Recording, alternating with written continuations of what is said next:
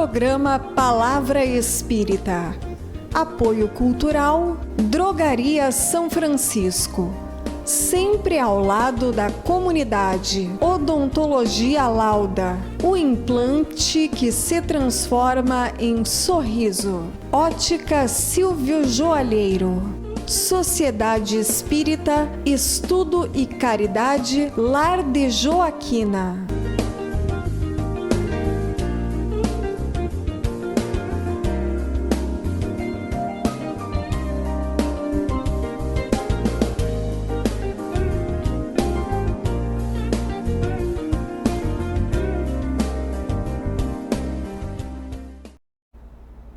Estamos iniciando mais um programa Palavra Espírita, agradecendo aos nossos apoiadores culturais Drogaria São Francisco, Ótica Silvio Joalheiro, Lar de Joaquina e Odontologia Lauda. E está comigo hoje um parceiro que vem de longe, aliás, nem tão longe assim, vem de São Cepé, doutor lá, né? Hoje aqui vai ser Roberto Faquim Alberto. Para quem não conhece o Roberto, ele é médico em São Cepé, médico clínico geral. Roberto, seja bem-vindo. Muito obrigado por ter aceito o meu convite e deslocar até de São Cepé até Santa Maria para a gente bater esse papo aqui hoje. Tá bom, eu agradeço o convite. E nós estamos gravando esse programa numa quarta-feira, dia 7 de abril, ou seja, 3 dias depois da Páscoa, né? E de imediato, Roberto, eu vou te fazer uma pergunta. O que significa, digamos assim, a Páscoa, tanto para os não espíritas quanto, fundamentalmente, para os espíritas?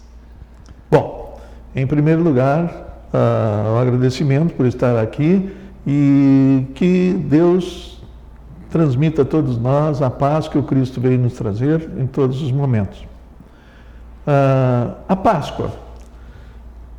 Há mais ou menos, aproximadamente, 2000 anos atrás, o nosso Pai, Deus, enviou para nós o seu filho predileto, um dos seus filhos prediletos, um espírito de alta escola, que veio aqui na Terra para trazer um auxílio na evolução dos humanos aqui na Terra. Ele nasceu na maior humildade, dentro de uma estrebaria. O seu berço foi um coxo de alimentação dos animais. E a partir de então, ele começou uma trajetória que logo se manifestou pelo seu grande conhecimento, pela sua grande cultura, ao ponto de discutir com os doutores da lei, lá nas suas situações em que eles estavam legislando. Mas ele chegou naquela época, há 2000 anos atrás aproximadamente, numa sociedade que era extremamente materialista.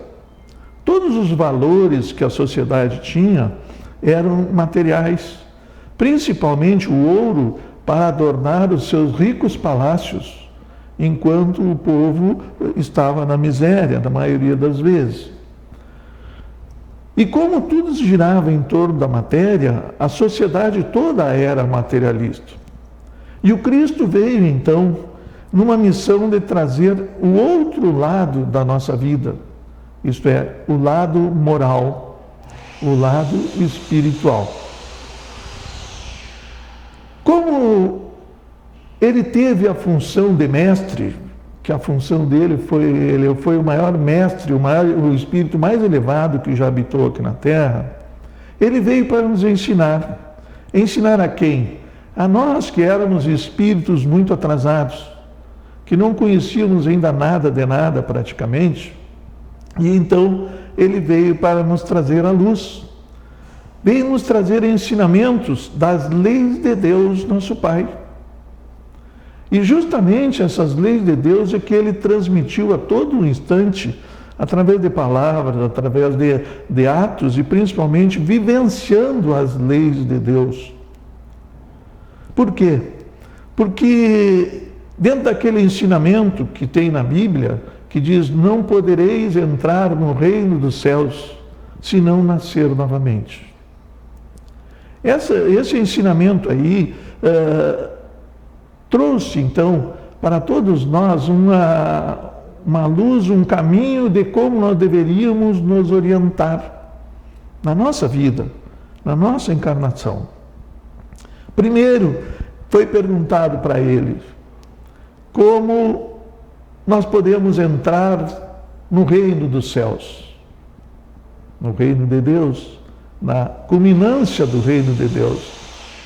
E ele respondeu que nós deveríamos fazer o bem e nós não deveríamos fazer o mal, que nós deveríamos seguir as leis do Pai, que nós deveríamos evitar toda a situação do mal. E ele disse ainda que a maior lei, quando foi perguntado, quando foi instigado para saber qual era a maior lei, ele disse: amarás o Senhor teu Deus de todo o teu coração e de toda a tua alma, e ao teu próximo como a ti mesmo. Então ele veio já com essa definição de amor, que amor é a parte mais importante da nossa existência e que nós deveremos ter para conseguir entrar no reino de Deus. Agora, Roberto, há muito das homenagens que se faz a Jesus hoje, do que se acredita em torno da Páscoa, vem a partir de duas vertentes, da Bíblia e do catolicismo, né? E como é que o Espiritismo explica o que está na Bíblia, que Jesus ressuscitou no terceiro dia? A Páscoa geralmente se resume em duas fases. A morte, a crucificação do Cristo, que corresponde à Sexta-feira Santa, certo, e a ressurreição do Cristo, que é o domingo. Uhum. Então, a morte e a ressurreição. Isso são pontos basilares.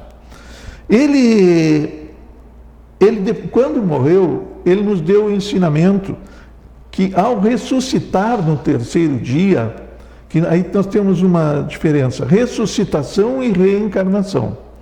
No caso do Cristo, seria uma ressuscitação verdadeiramente. Isto é, ele retornou para o mesmo corpo físico que ele tinha anteriormente. Isto é ressuscitar.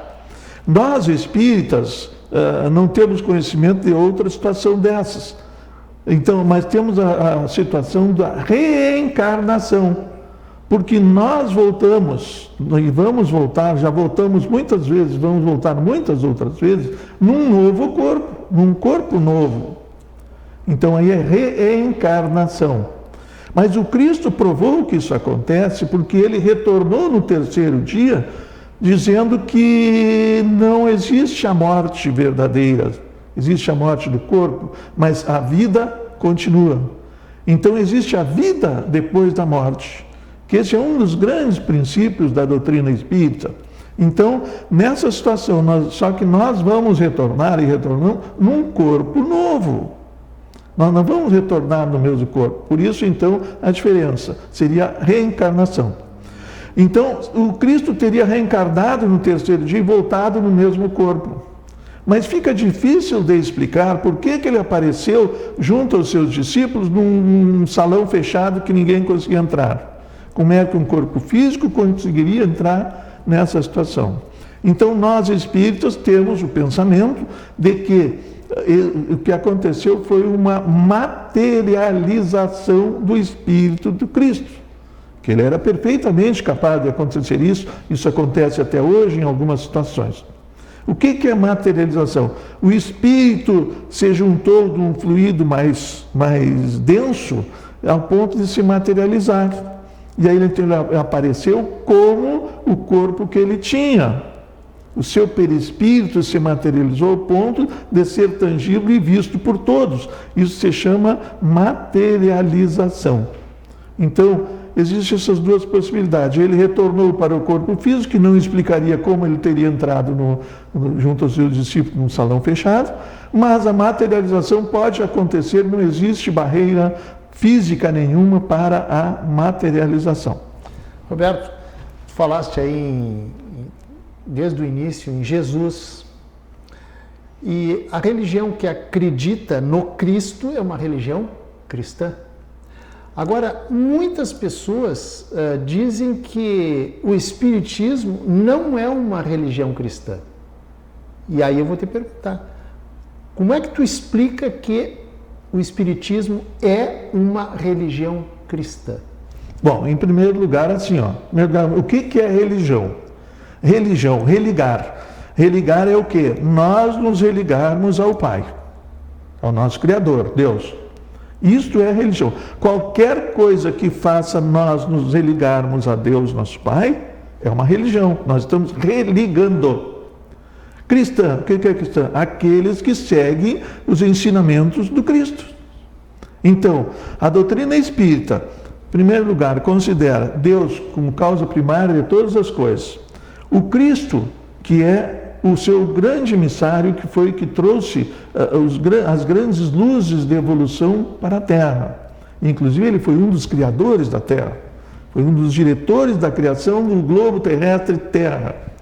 Então, ele veio trazendo todos esses ensinamentos.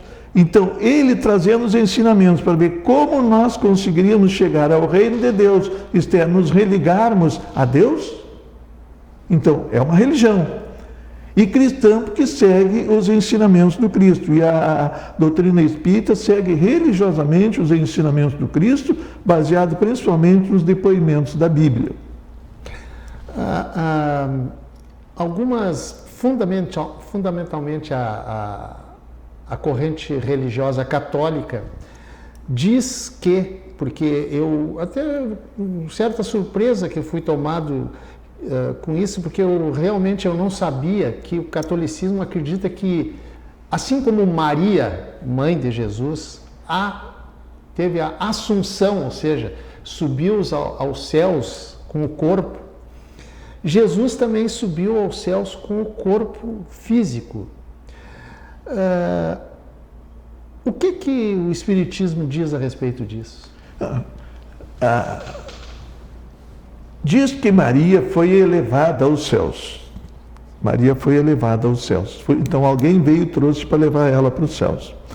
Não existe nada assim que comprove que houve algum fenômeno até ela ser levada ao céu. Tá, mas aí eu te pergunto, desculpa te interromper, te pergunto o seguinte: eu vi Maria sendo elevada aos céus, eu vi, digamos, certo? Aí já é outra coisa. Aí nós já começamos a falar de outra maneira. Tá, não, o que eu posso ter visto, por exemplo? Sim, então assim, o Cristo subiu ao céu, o que é? O Cristo, a morada do Cristo era no céu, é no céu. Por quê? Porque é o mais alto da elevação junto a Deus, nosso Pai, ao Criador. Então, ele subiu, não, ele mora lá, ele vive lá. E nessa oportunidade, quando ele cumpriu a sua tarefa aqui na Terra, automaticamente ele voltou para o céu. Mas assim, ele viu, o que é visão?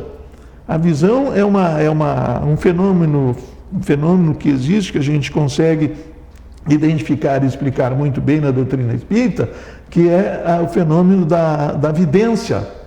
Então a gente vê o quê? A gente vê o perispírito daquele espírito. Então tem gente assim, fulano viu o espírito. Não, o espírito ninguém vê. A gente vê o perispírito, que é uma camada semimaterial que envolve o espírito e que tem o formato do corpo físico. É a roupagem, digamos, do espírito, é a roupa do espírito que ele se veste. É uma roupagem, em vez de, é um semimaterial entre o corpo físico e o espírito. O espírito não é matéria, é só inteligência, e o corpo físico é só físico. Mas para os dois se unirem, existe um intermediário que é o perispírito. E este perispírito é que os videntes enxergam. E esse perispírito que quando se condensa cada vez mais, ele se torna materializável até o ponto de ser tangível, até da gente poder tocar. Então, essa é assim. Então, quem viu Maria subir ao céu, quem viu, eu vi o meu pai, eu vi o meu irmão que já tinha falecido, que viu o perispírito. A gente não vê o espírito, a gente vê o perispírito. Então, são evidências. Então, tem pessoas que têm essa evidência muito avançada, como o Divaldo, por exemplo, que ele nem dirigia porque ele não sabia o que era espírito e o que era pessoa materializada. Então, as evidências são muito variadas, os graus de evidência. Mas quem diz que viu o Cristo, viu Maria, viu quem quer que seja, está vendo o perispírito, daquele espírito que ele está reconhecendo. Perfeito. Roberto, falaste aí, Jesus mora no céu. Para algumas religiões, o céu e o inferno, correto? Para muitas religiões cristãs, inclusive, o céu é um lugar, e o inferno é um outro lugar, certo? Jesus mora no céu, ele mora num lugar chamado céu, mas isso aí tu vai ter 1 minuto para responder. Tá. Porque está encerrando o nosso primeiro bloco. É o seguinte, eu usei o termo mora no céu para a gente entender, por uma questão didática, mas ele está por todo lugar, ele vai a todo lugar, ele não tem limite para ele ir. Mas assim, céu e inferno, não existe lugar físico nenhum chamado céu e não existe lugar físico nenhum chamado inferno, não existe. Tá? Então, o que é o céu e o inferno? O céu e o inferno está dentro de mim, aqui dentro de mim, no meu coração, na minha mente. Aqui está o céu e o inferno. Quando é que eu estou no céu? Quando eu estou feliz, alegre, tranquilo, em paz, eu estou no céu. Quando é que eu estou no inferno? Quando eu estou triste, sofrendo, passando por algum tipo de problema. Aí eu estou no inferno. O céu é uma situação íntima de cada um de sofrimento. E o céu é uma situação íntima de cada um de felicidade. Não é lugar nenhum. Nós todos os dias vamos muitas vezes para o céu e vamos muitas vezes para o inferno durante os minutos da nossa vida diária. Perfeito. E com essa explicação do Roberto, eu estou encerrando o primeiro bloco, mas não saia daí, o nosso intervalo é apenas 45 segundos e já estaremos de volta.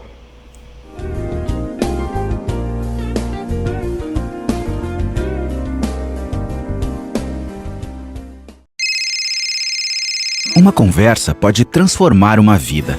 Por isso, compartilhe conosco aquilo que você não divide com mais ninguém.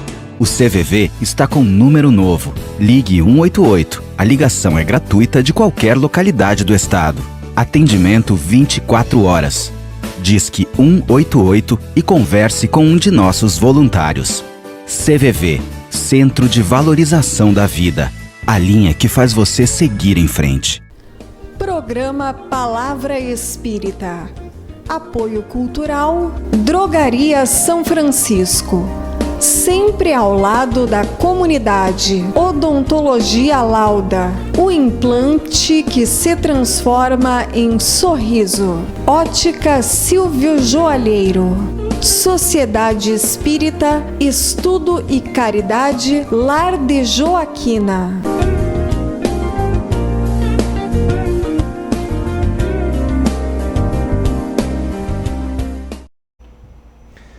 Estamos iniciando o segundo bloco do programa Palavra Espírita, agradecendo mais uma vez aos nossos apoiadores culturais, Drogaria São Francisco, Lar de Joaquina, Ótica Silvio Joalheiro e Odontologia Lauda.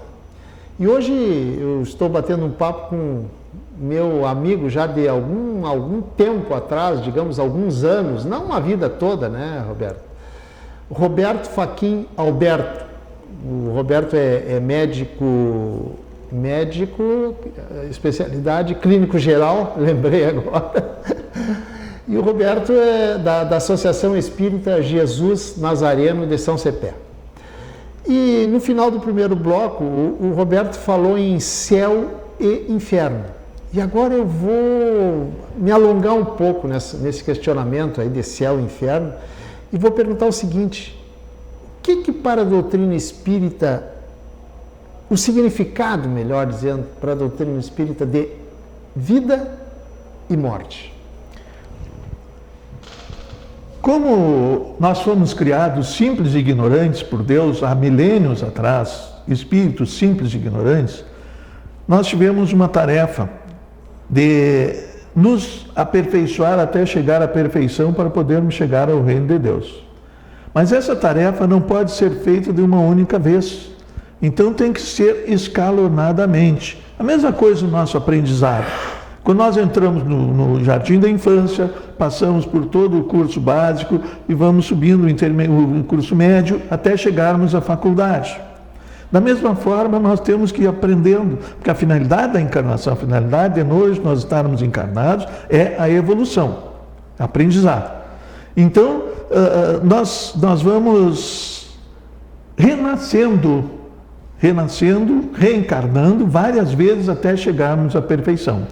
Então, a nossa vida é eterna, nós somos imortais, eterno é Deus. Nós somos imortais, nós não vamos morrer nunca, o nosso espírito não vai morrer nunca. Mas nós, homens, hoje eu, Roberto, sou a união do meu espírito com esse meu corpo. Então, eu estou durante uma vida, uma existência. O que é essa existência? Um período no qual o meu espírito recebeu esse corpo para, junto à matéria, conseguir evoluir, conseguir a sua evolução. Então, isto é vida. A morte, o que é a morte? É quando o meu espírito deixar este corpo, pela morte do meu corpo, ele vai deixar o corpo e vai retornar para a dimensão espiritual. Então, o espírito continua vivo, a morte é do corpo. Então, a vida a vida que nós chamamos, vida material, é do nosso nascimento até o nosso desencarne. Mas nós somos eternos. Não termina. É só para nós termos uma noção assim, ó. O dia começa ao amanhecer às 6 e pouco da manhã. Começa o dia. Aí cumpre toda a tarefa e nós temos toda uma atividade durante essa tarefa. E aí quando chega em torno de 6, 7 da tarde, começa a escurecer e vem a noite.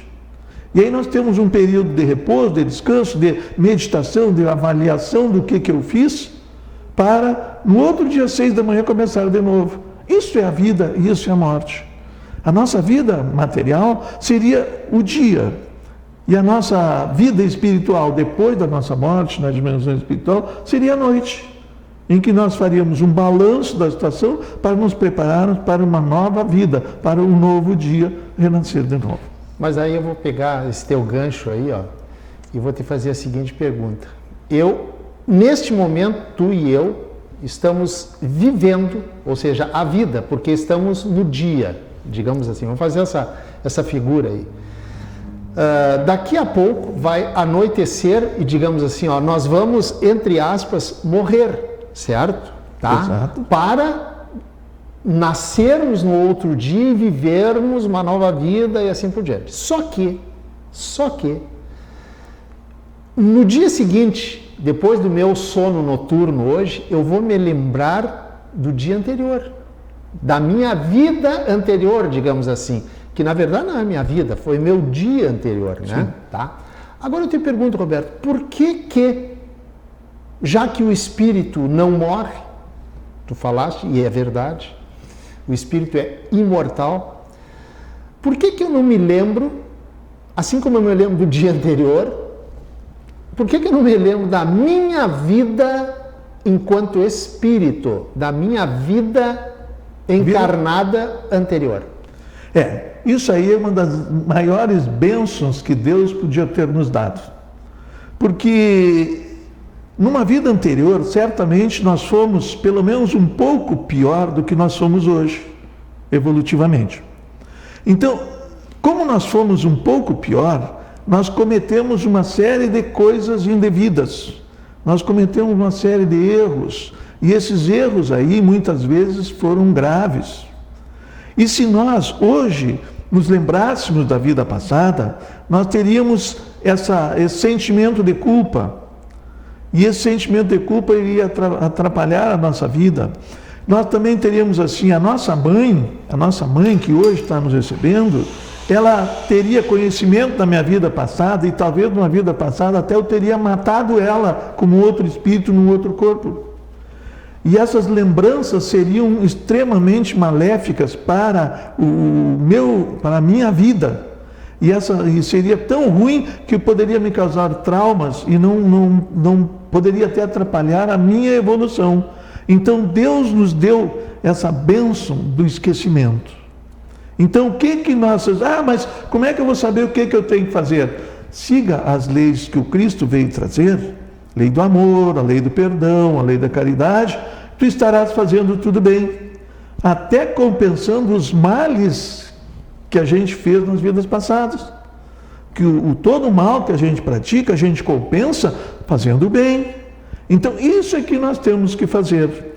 Quando nós desencarnarmos, dependendo do nosso merecimento, nós vamos saber o que nós fizemos nas vidas passadas. E, principalmente, vamos entender por que às vezes a gente teve uma morte violenta até. Por que a gente teve aquela morte violenta? Ou por que a gente sofreu para desencarnar? Por que a gente teve os problemas que a gente tem hoje, as dores que a gente tem hoje? Com o passar do tempo, na dimensão espiritual, nós vamos recordar, dependendo do nosso merecimento, pelo esforço de evolução que nós fizermos agora na nossa vida. Roberto, a produção está me dizendo que faltam 2 minutos, mas eu não poderia me furtar de te fazer um questionamento que é o seguinte. Tu falaste que o esquecimento da vida anterior é uma bênção que Deus nos dá. Mas por que Deus nos dá essa bênção do esquecimento e não dá uma bênção de sermos sempre sadios? Estou falando da Covid-19. Por que Deus permite isso aí? Porque existe uma lei de Deus, 2 leis de Deus. Em primeiro lugar, o livre-arbítrio. Livre-arbítrio é Deus nos deu a liberdade de nós fazermos, falarmos e pensarmos o que nós quisermos fazer. Mas nós somos responsáveis pelo que nós fizermos.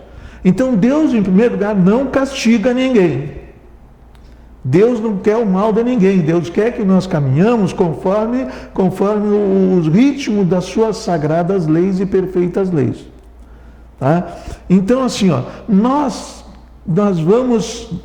durante a nossa caminhada, errando muitas coisas.